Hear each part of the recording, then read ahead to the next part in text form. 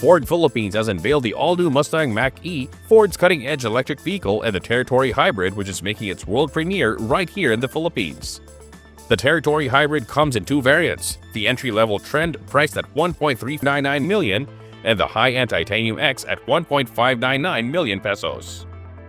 There has been other countries where there was launched different types of technology, but this is full hybrid technology. Is the first one in the world in the Philippines. It is an amazing product. It is a step forward from the traditional full hybrids because at the lower speed it actually works mostly in electric mode. So I really want to invite everyone that come and test drive the car because it is a game changer technology.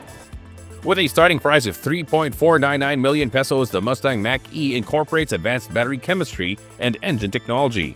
Only one variant of the Mach-E is available locally.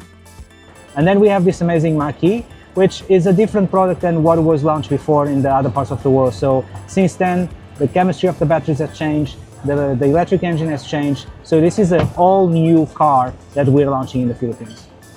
The Territory Hybrid is now available at Ford dealerships across the country, while the Mustang Mach-E is available for reservation, with delivery scheduled beginning in September.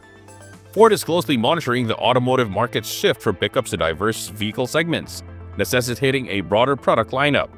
The company is also vigilant regarding regulatory changes that may impact vehicle pricing, ensuring compliance while meeting consumer needs.